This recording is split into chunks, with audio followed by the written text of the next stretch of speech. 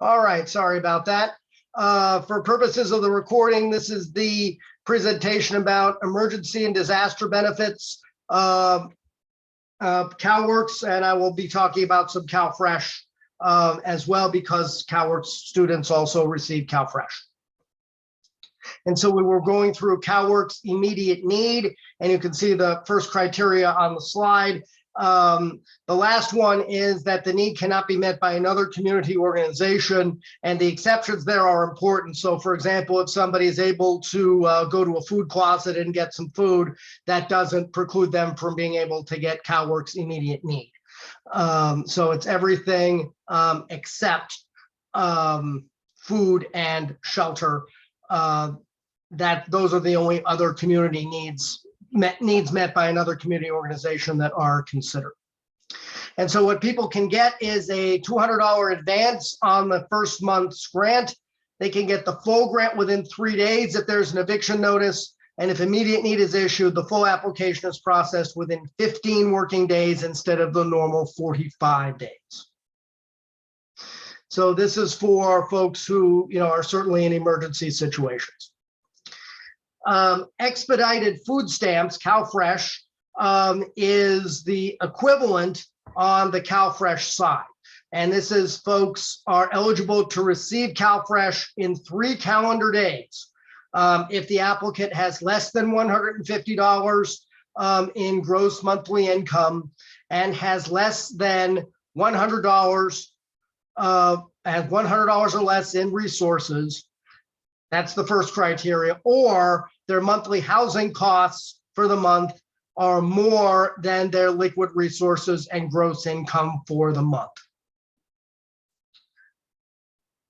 And if somebody does that, if somebody has those criteria, they should get their food stamps within 3 days. The welfare department has to allow everybody to apply, and every application that the welfare department gets has to be screened for expedited service.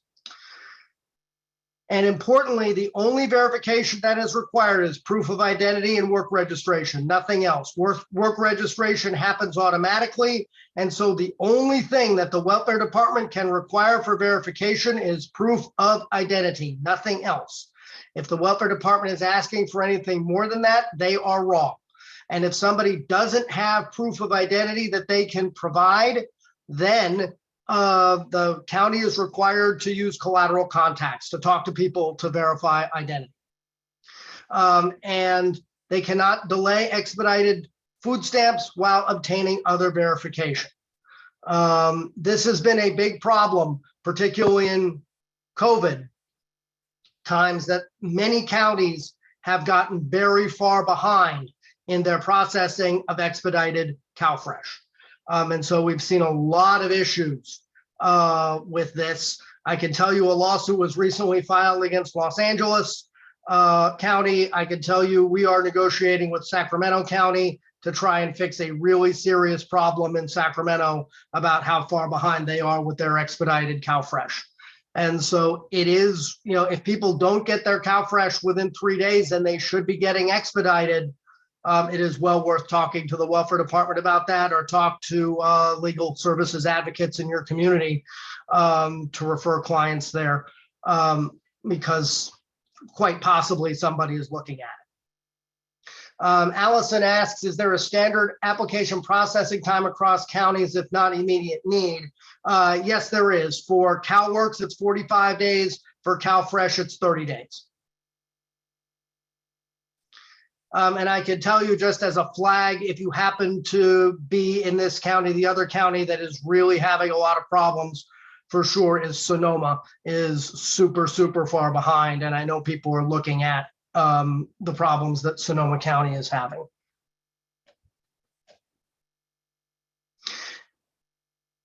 And I see a question from Amy. So no request for bank accounts. That is correct. For expedited CalFresh. For the regular CalFresh, of course, all the verifications are required. But for expedited CalFresh, they cannot ask for verification of the amount of money in a bank account. They can't ask for verification of anything other than identity. That's it.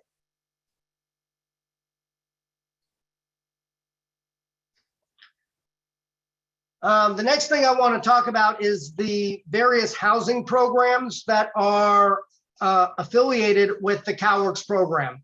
And these can be really helpful for folks who are facing homelessness or who are already homeless. The first is the homeless assistance program, and people are eligible for homeless assistance if they are homeless, which means not just standing on the street with nowhere to go, but it means having received a 3-day notice or there is an unlawful detainer, an eviction lawsuit in court pending against them. Couch surfing as well is included as homeless for purposes of homeless assistance. And this is for folks who are already receiving CalWORKs or for applicants and folks who are apparently eligible. And homeless assistance has to be given out the next business day. And so someone can apply, and while their application for CalWORKs is pending, they can request homeless assistance, and that has to be decided and homeless assistance distributed within 1 business day. And the criteria right now anyway is less than $100 in liquid resources and not at fault for being homeless. I haven't seen very many issues recently with the not at fault for being homeless. The $100 in liquid resources is the rule today. That rule will be changing, and in fact, the legislature has already changed it, but the changes, and there's a couple others to homeless assistance, are on hold because they won't be programmed into the new welfare department computer system until probably 2024. So those beneficial changes are helpful. And what is the homeless assistance? That is the next slide. It's coming in. What people can get for temporary homeless assistance first is $85 per night for up to 16 nights to use for temporary shelter. If there is more than a 4-person household, it's an extra $15 per night. There is a rule that those 16 nights had to be consecutive. That is also on the list of things that have been repealed by the legislature, but not yet implemented. The county must assist in finding shelter or must issue the money to the client, and there has to be a search for permanent housing. This is generally going to be like a hotel voucher or what somebody can use in a motel in order to stay temporarily. That's the purpose of the temporary homeless assistance benefit. There's also a permanent homeless assistance benefit. That provides last month's rent deposit, security deposit, and utility deposit. If somebody is still in possession of their housing, they have a notice to pay rent or quit, for example, it is possible that the county will pay 2 months rent in arrears for someone to stay in their current unit. One change that happened that has been implemented is it no longer needs to be a commercial landlord as long as there's a lease, sublease, or shared housing agreement. So someone can go, stay in a house with a friend, or can, if somebody is renting a room in their house, that is just fine. It no longer has to be a commercial landlord. That was a pretty big barrier for folks, and that barrier is now no more. There is a rent limitation. However, rent must be less than 80% of household income for the county to approve it. And the county can and does require submitting a written rental agreement. And I see a question from Amy in the chat. Are there specific places where students have to stay, or it's their individual choice? It is now their individual choice. They can stay anywhere where where they have a rental agreement.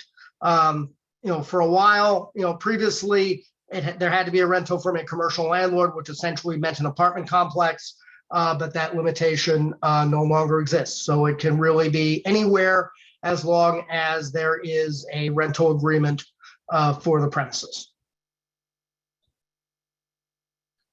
There are a couple of limits. There's an important limit on homeless assistance, and that is it's only available once every 12 months. But there are some important exceptions to that. A state or federal natural disaster, fleeing domestic violence, mentally verified physical or mental disability, or a sudden and unusual habitability issue not caused by the family. So something goes wrong with the premises that they're in, the roof caves in, some other serious problem with where they're living. That also is an exception to the once every 12 months. And during COVID, also what has been an exception, it's been because COVID is considered a federally declared disaster.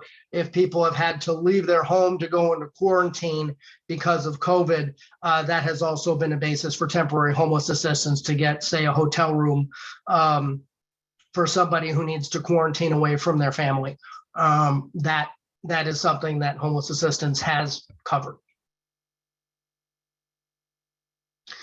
There are a few changes for state or federally declared disasters.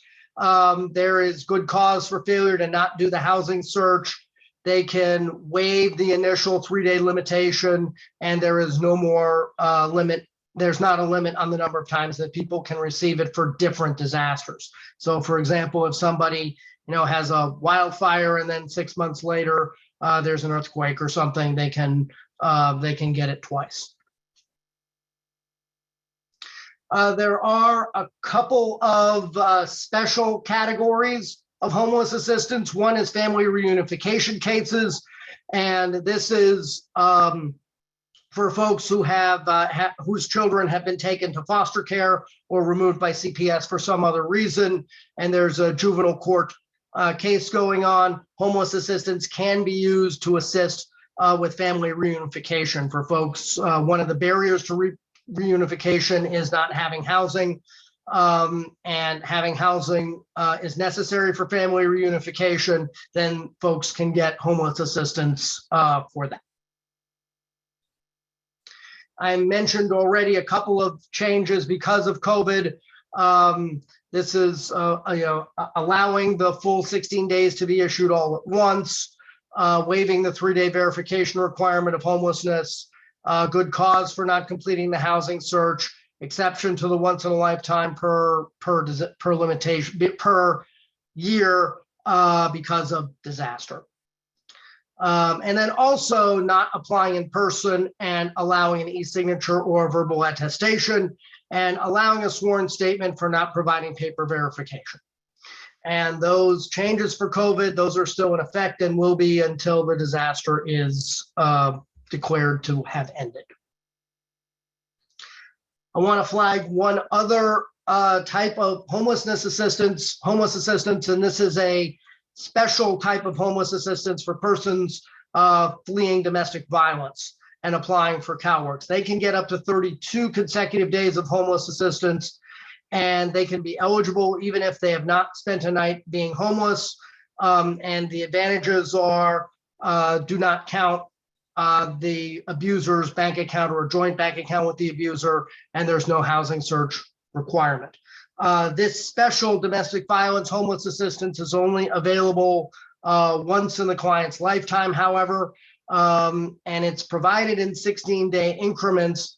There is an issue that a lot of these folks are going to be people who are newly applying for CalWORKs, and if that's what it is, and that's really all it applies, the only people who can get it, because only applicants are eligible for this. If their CalWORKs are granted in the first 16 days, then they don't get the second 16 days because they're no longer an applicant. This is another issue that was fixed in the legislation last year that has not yet been implemented. So when the changes are implemented, it will be possible for domestic violence folks to get their full 32 days. But as a practical matter, they cannot now because their CalWORKs application will be processed before they get the second 16 days. But people who get the domestic violence homeless assistance can then get the regular homeless assistance as well. So once all of this is set up, it'll be possible to get up to 48 days of temporary homeless assistance for domestic violence survivors, for people who are fleeing domestic violence.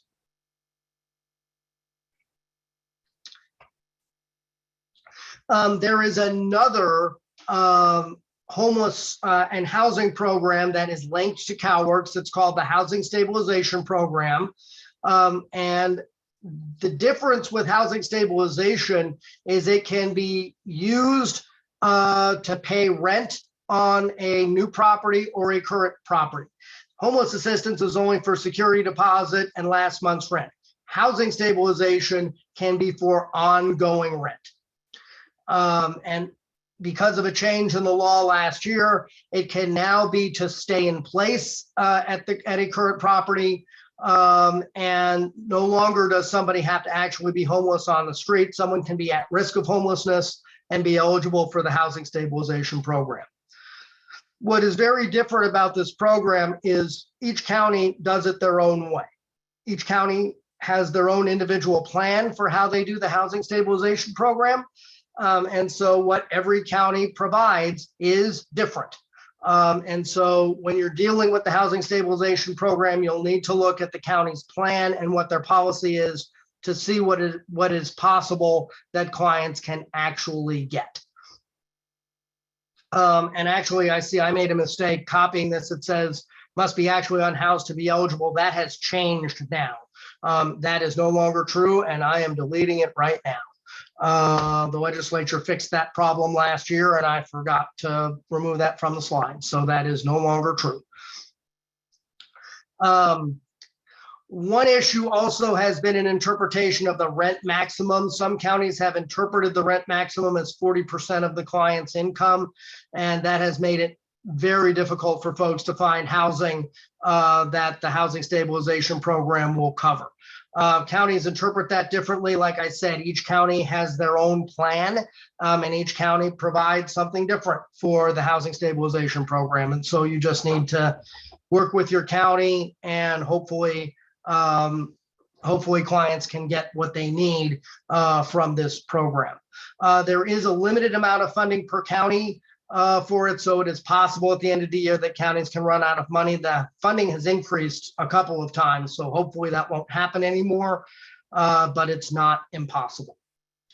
One other thing is this is a county option, and so not every county has chosen to do it. I believe it's 42 out of the 48 counties that have done it, that have this program. There's a list on the Department of Social Services website for which counties have this program. Another program for families in crisis is called the Family Stabilization Program. And this is where counties provide intensive case management and other services for CalWORKs recipients. And again, this is a second program where counties do their own plans and determine what services they want to provide. And so again, if you want to find out what the Family Stabilization Program provides, you'll need to look at the county's plan. There's a note here about stopping the 24-month clock. That is relevant only for 3 more days, happy to say, because the 24-month clock disappears on May 1st. And so I kept it in there just as a note because there could be a case where going backwards, it makes a difference, but going forward, no more 24-month clock. So that doesn't matter. Some examples of where family stabilization might be helpful for families: homelessness, domestic violence, untreated behavioral health issues, including mental health and substance abuse. The Family Stabilization Program cannot provide medical services, but they can provide like counseling services or drug treatment, funding for drug treatment and things like that. And even if somebody has a crisis that is not covered by their county's family stabilization plan, they are still required to provide barrier removal services. And so it is always an obligation that the counties identify barriers to self-sufficiency and attempt to assist the client with those. And even for folks who are not eligible for family stabilization, the counties are required to do that. And so what family stabilization provides is it's intensive case management with a special caseworker who has a lower caseload. There's a family stabilization plan. It's always a family option, however. Nobody has to do this. It's offered at appraisal and can be offered later if somebody has a crisis come up afterwards, but it is always entirely optional. And there does have to be one eligible family member. The reason that this was done really was to help people participate in welfare to work. It was really to increase our welfare to work participation requirements. So there does have to be an eligible family member, but that includes somebody who is sanctioned or is a recent non-citizen entrant. That's okay. But there are a few groups of people who are not eligible because they're not participating in welfare to work.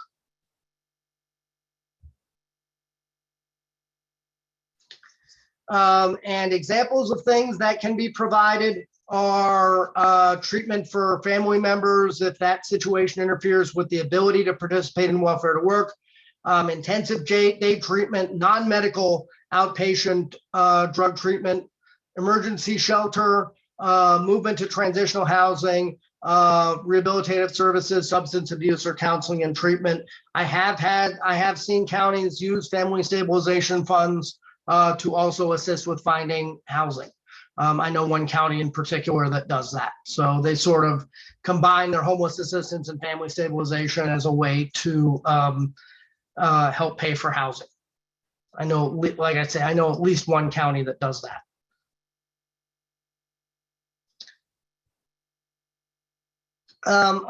Several other things that can help clients who are in various crisis situations.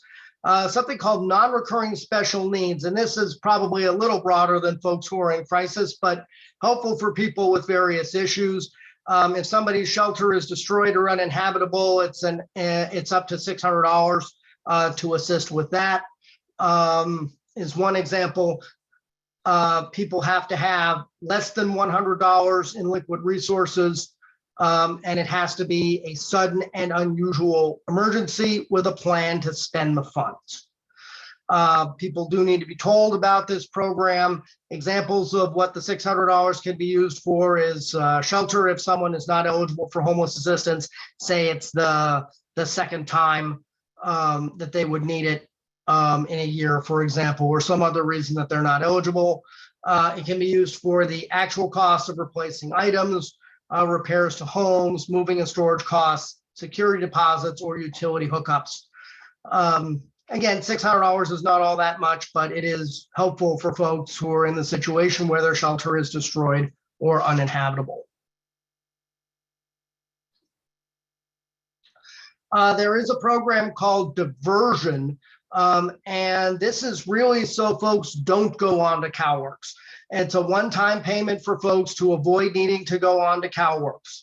And the reason this is for a one-time emergency situation that somebody can, instead of actually going on to CalWORKs, get something to fix the problem. For example, someone's car breaks down and they can't afford the car repairs, but if they don't get their car repaired, they're going to lose their job. They could, instead of applying for CalWORKs, apply for a diversion payment instead for the full cost of the car repairs. They get their car fixed, they get to keep their job, and then they don't need to go on to CalWORKs at all. So that's one example that I use a lot. In theory, it can be used for a rent arrearage as well. Someone has a one-time rent arrearage because something goes wrong. They could, in theory, get a diversion payment to cover that instead of going on to CalWORKs. I see a question in the chat. Are these services for undocumented families as well?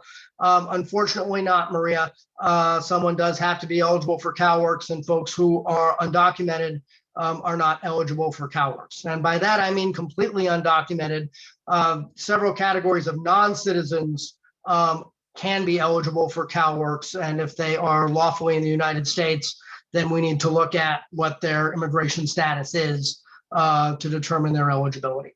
And Gabby asks, is a diversion payment once in a lifetime? No, it's not. There is a time frame for if you need to go on aid within a certain period of getting the diversion payment, you wind up needing to pay it back, at least part of it, but it is not once in a lifetime. No, you can do it more than once.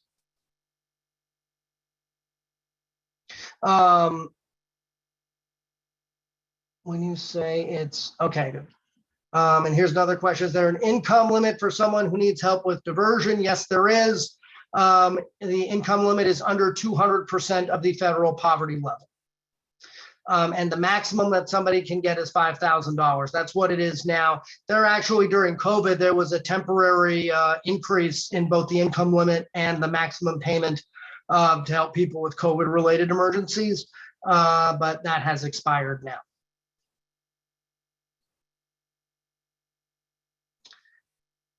A couple other important programs that folks can think about who are in emergency situations. The Housing and Disability Assistance Program is, and I see a question in the chat, let me catch that before I go on. Is diversion only for families? Yes, it is. So that's going to be folks who would otherwise be eligible for CalWORKs, and so it does have to be families with children.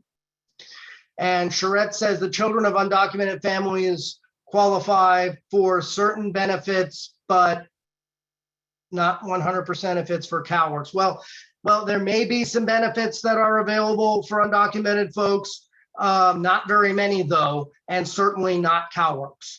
And not CalFresh either.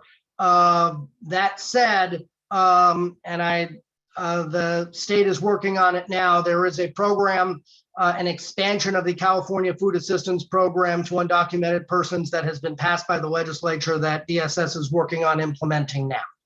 But unfortunately, undocumented folks are not eligible for CalWORKs. They are not eligible for either CalFresh or CFAP now.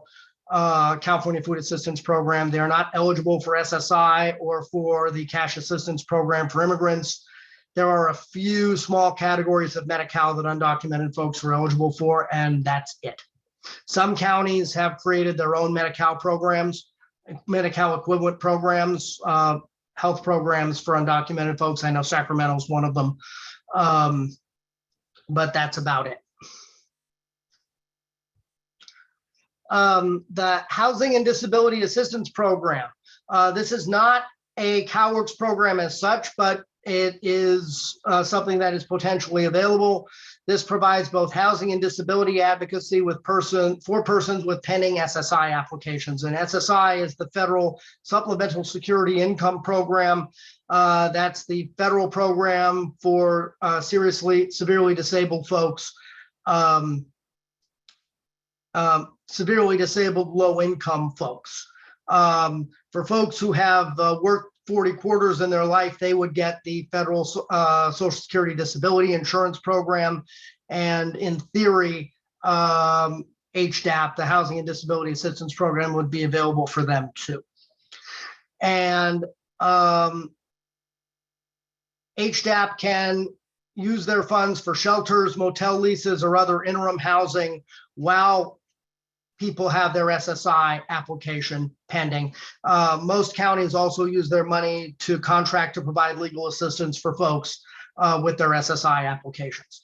But each county has their own plan, and each county does it their own way. And this one, there is, not every county does this one for sure. I think it's about half of the counties. And again, there is a list on the Department of Social Services website for which counties have something in their Housing and Disability Assistance Program. There are a couple of other housing programs that are available for folks not necessarily CalWORKs related, but worth referring to if they fall under these situations. The Bringing Families Home program is housing assistance for homeless families or families at risk of homelessness with open child welfare cases. So these are cases of families where the children have been taken by CPS and there is an open case with Child Protective Services. Actually, they don't actually have to have been removed by CPS, just an open child welfare case is sufficient. And this can include interim housing assistance, which can be a motel stay. And so again, this is another way to try and keep families together or bring children home who have been removed by CPS. And one of the reasons for that is homelessness. And another program is called the Home Safe Program. This is for persons with adult protective services cases. And so this is elderly folks and folks with mental health issues where adult protective services has become involved. And this is for folks who are homelessness or at imminent risk of homelessness as a result of elder or dependent abuse, neglect, or self-neglect or financial exploitation. So folks who are having trouble taking care of themselves.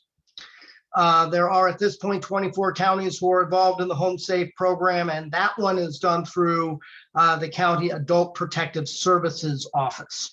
And so if people wanted to apply for that, that is where they would go. The Bringing Families Home program, I think, is done through the child welfare agencies, although it might be different in each county.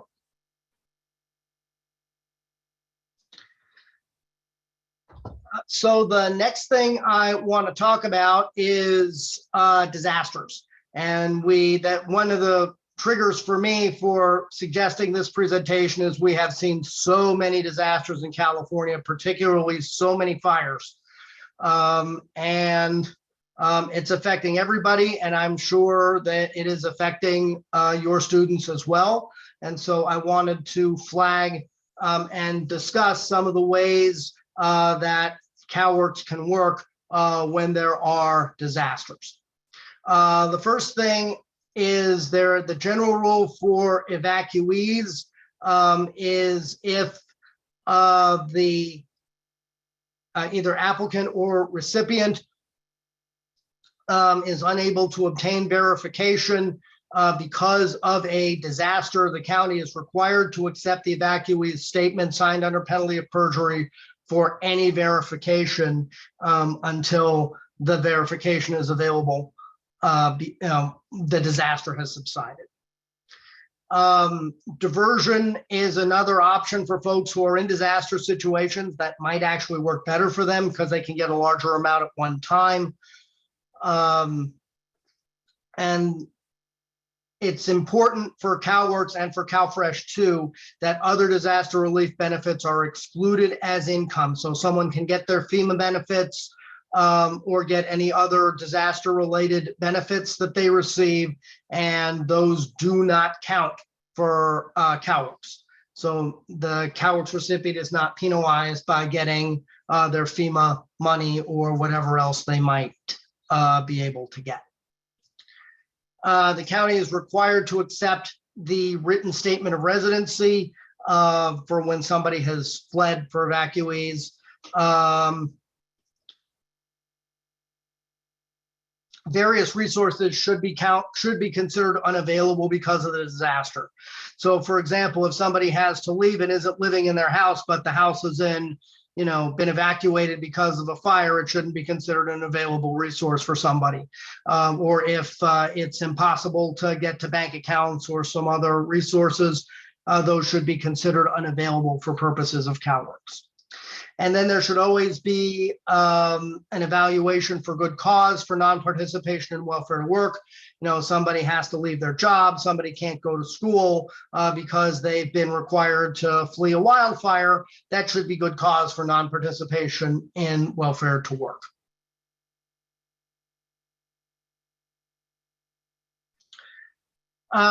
There are no really special CalWORKs benefits because of a disaster, but there are very important special CalFresh benefits because of a disaster, and there's a couple of ways that this happens.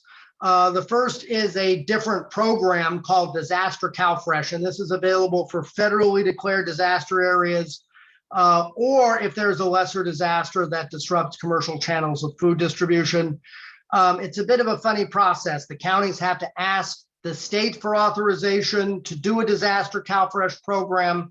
And if the state agrees, then the state has to ask the federal government, the Federal Food and Nutrition Service, for authorization to operate a disaster CalFresh program.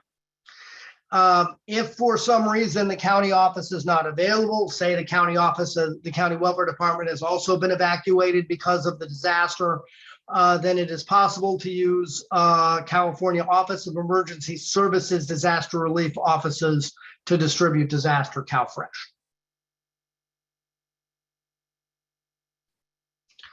So for somebody to be eligible for disaster CalFresh, and these are not folks who are receiving regular CalFresh. These are going to be folks who get a special benefit separate from regular CalFresh. They live in a disaster area at the time the disaster happened, and they either have a loss of or inability to access income. They can't get to their liquid resources, and they have disaster-related expenses. And this is for households purchasing food and preparing meals during the disaster period. And there is an increase in the net income limit. So it's a much higher net income limit for disaster CalFresh. So it's for folks who wouldn't normally be eligible. It's for higher income folks. There's also a standard deduction, higher shelter deduction, and dependent care deduction amounts for folks in this situation to be able to get disaster CalFresh. And so as a practical matter, what happens is there's the requests that are made, and if they're all granted, the county announces, okay, we will have a disaster CalFresh program for, say 2 weeks for people because of whatever disaster has happened. And then people at the higher net income level who wouldn't normally be eligible for CalFresh become eligible. Another important thing is replacement CalFresh, and this is much easier to get. If somebody loses food purchased with CalFresh because of a disaster, they can request that food be replaced.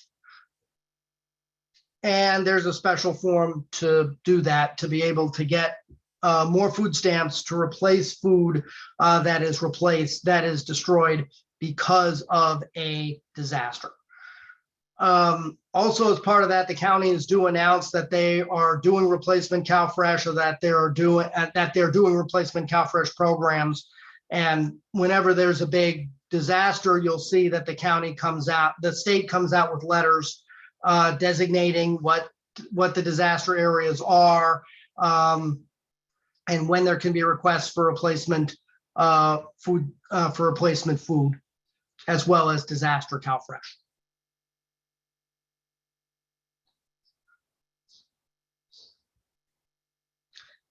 And I see from Heather, does that work for long power outages? Yes, it does. It absolutely does. That can be considered a disaster that triggers replacement CalFresh.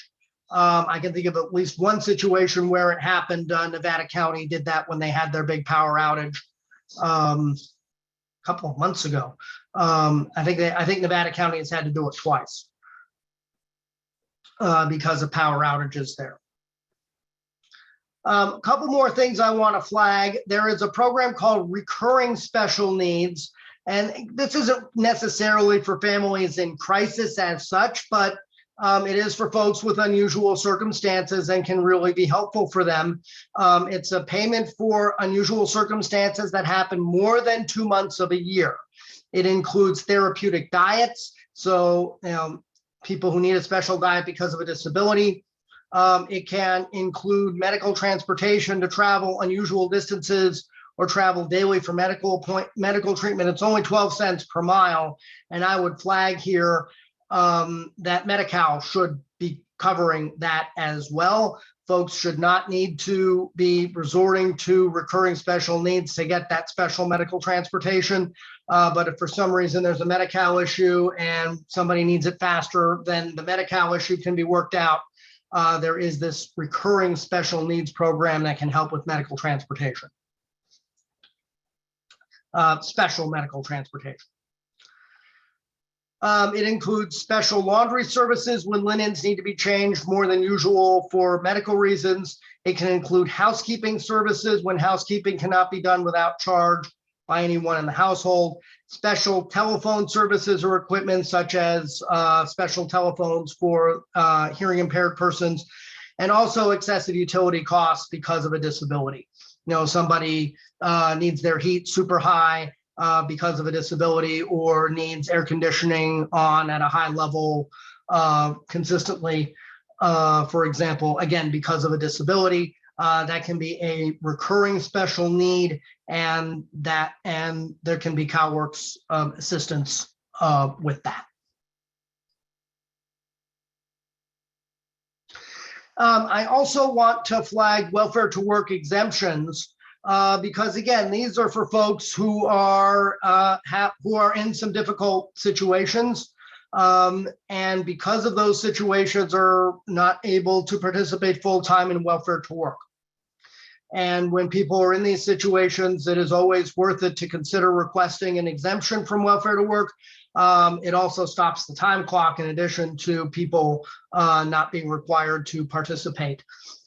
So if the reasons that someone may be exempt are disability, which means that someone is unable to meet the minimum welfare to work requirements because of a disability, that's not that somebody is unable to completely work at all. That is, let's say somebody is required to participate for 30 hours a week, and because of a disability, they can only participate for 25 hours a week, then they're exempt. And they do have to be getting treatment for it. And I see a question or a comment from Vicky in the chat: an additional $47 payment being issued to CalWORKs clients for higher than usual energy costs. Yes, that is correct. That is coming out in, I think it is in June. And it's going to everybody because it's assuming that everybody has some sort of higher cost. You may remember there was that special COVID payment last year too, that pandemic payment.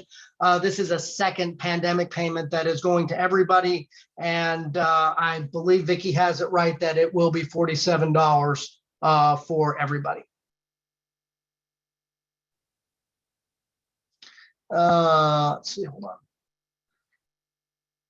on. Some other reasons that people may be exempt from welfare to work: caring for an ill family member, and that prevents participating full-time for the minimum number of hours.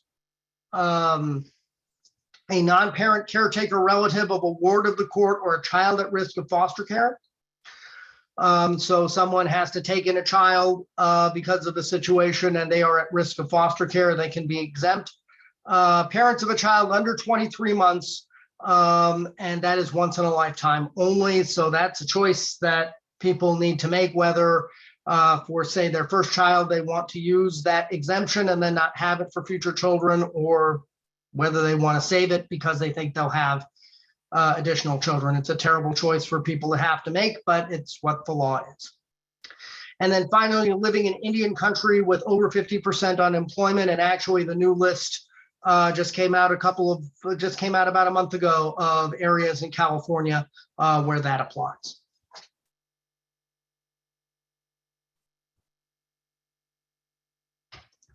And these exemptions are a long-term reason why somebody cannot participate in welfare to work.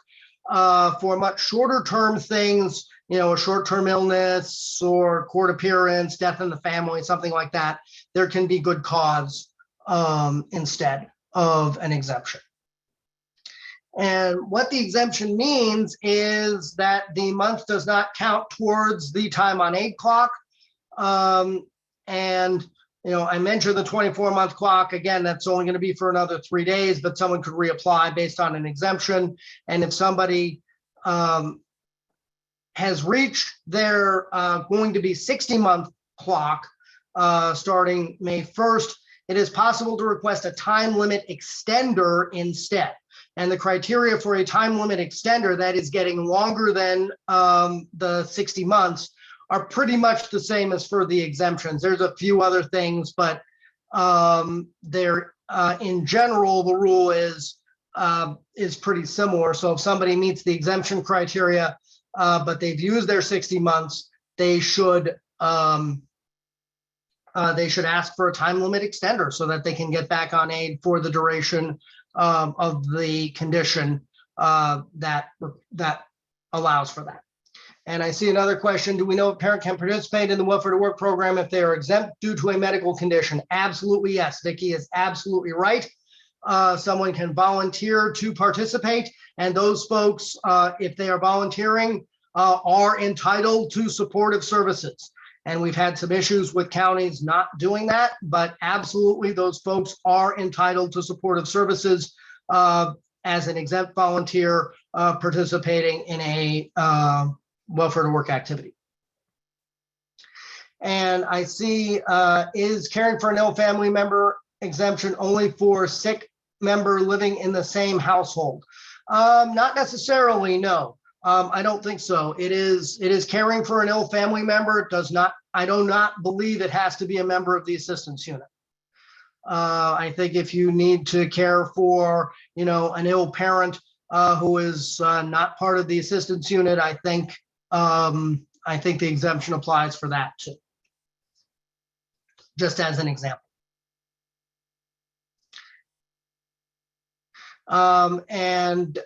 Question in the chat, are documents required for that exemption? Yes, that exemption does need to be documented. There are forms, there's a special form actually to request it that I saw was just revised not long ago, but there's a special form to request it. You can also use the CW61 form. That's the form to verify a disability exemption, and you could use that form to verify the illness of another family member, I think, as well. Who in the county approves or denies the exemption? Every county does that differently, and that's just however the county has set up to evaluate the exemption requests.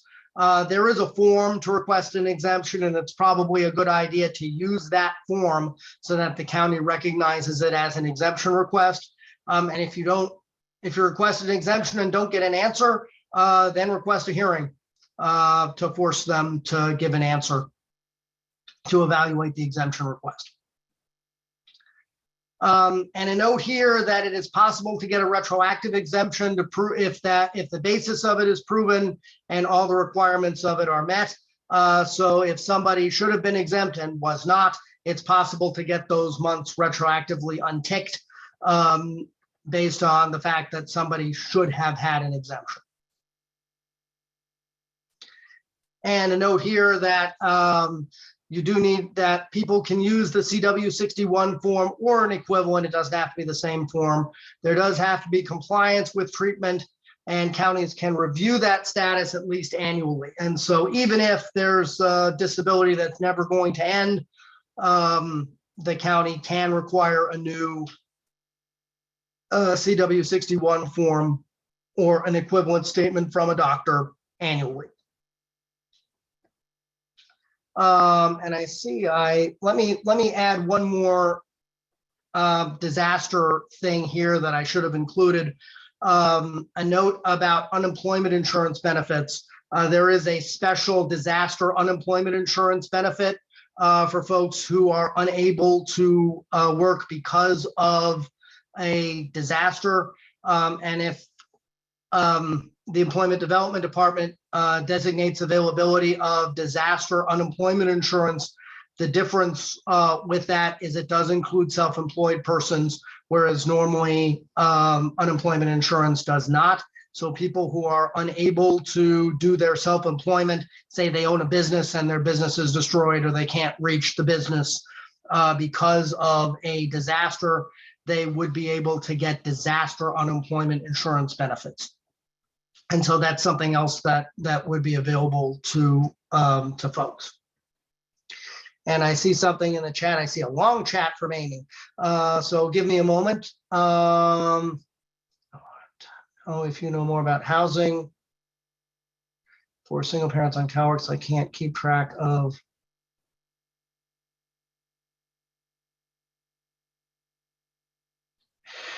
So Amy's question is about availability of housing for folks who are on CalWORKs. And Amy says that the various programs are confusing, and Amy is absolutely right. It is very confusing. The fact that there are two different housing programs for folks who are on CalWORKs is very confusing. It's confusing to applicants and recipients, and for community organizations, it's just the way it is. for other options for housing that are not CalWORKs related, there can be housing choice vouchers, other HUD programs, other types of brick and mortar housing, low-income housing tax credits or home-funded programs or other HUD-funded programs. And all of those, well, it depends. Some of those programs work through your local housing authority. For example, if someone tries to get a housing choice voucher or wants to try and get into public housing, if you're in an area that has it, that would go through your local housing authority. Some places it's possible to get them. Some places have waiting lists that are years long. Some places like Sacramento open up their waiting list for 2 days every 2 years, and you just hope you can get on the waiting list. So that's the way it is. And for other things, you would apply through the actual housing itself, like low-income housing tax credits or various project-based HUD subsidies. And of course, housing is a major issue for everybody. And I see a hand, Zochi. Go ahead. And I hope I pronounced your name correctly. Hi, can you hear me? Yes. Hi, I'm a Spark leader, and I'm also a CalWORK student. And one of the things we have found with housing insecurities is that a lot of the tax credit apartments that you mentioned do not allow full-time students. Yes, that is true. There is particularly in the tax credit program, there is a quite broad student rule that does exclude students from low-income housing tax credits. All I can say is there are exceptions to that rule, and for students who are told that they are ineligible for low-income housing tax credit, I would not just accept that as an answer. I think folks should consult their local legal aid office for an evaluation about whether an exception to the low-income housing tax credit student rule should apply. They're not exactly the same exemptions as for CalFresh, but they're similar.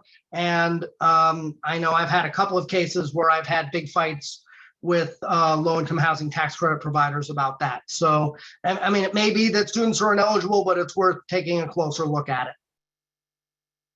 But there aren't those student exceptions for housing choice vouchers and for public housing. So there are at least a few programs that are available.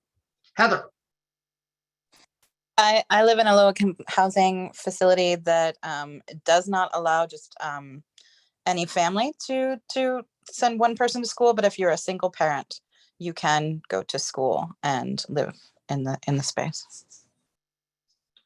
Yeah, the rules are, it's one of the things that makes low-income housing difficult sometimes, is you have to figure out the exact type of subsidy that is involved, because each of the subsidies have their own different rules. And even at the student level, the subsidies have different rules. And so you need to figure out what the subsidy is, which is not always easy, and then figure out the rules for that program, and then figure out if they're being applied correctly.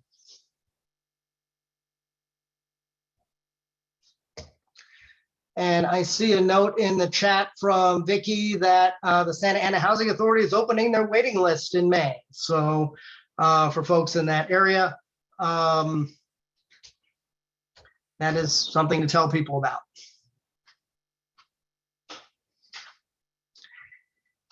Any other questions? We are out of time, but I am happy to stay on if people have any other questions. What I think I will do is I will stop the screen share and I will stop the recording, but I'm happy to stick around for a few minutes to answer any questions that people have. Thank you.